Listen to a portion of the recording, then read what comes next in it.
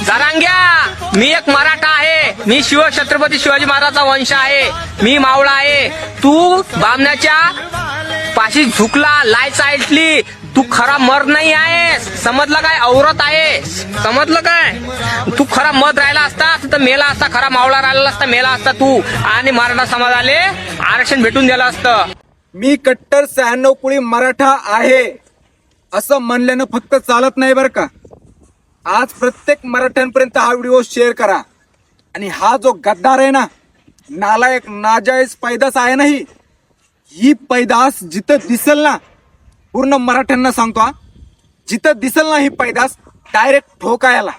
एवढा तुडवा ना, या नाजायज अवलादीला कळलं पाहिजे की आपण काय चूक केली.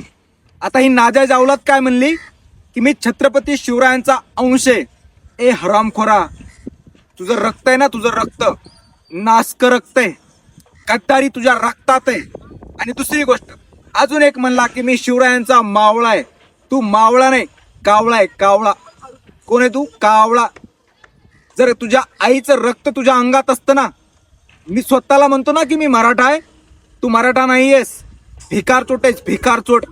आणि बापाचं नाव घेताना ना जरा नीट घे. शिकवलं नाही का तुला मम्मीनी? नाही शिकवलं वाटतंय तुला?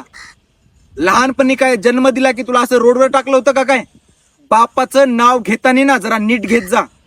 आणि तू मावळा नाहीये. छत्रपती शिवरायांचं रक्त ज्यांच्या अंगात आहे ना, ते आपला स्वाभिमान कधीच घाण ठेवत नाहीत. आणि तू आम्हाला शिकवायला लागला का? आणि काय म्हणला तू? तू जर मर्द असला तर मराठ्यांना आरक्षण दिलं असतं. तू काय डोक्यावर पडला का रे बांगड्या?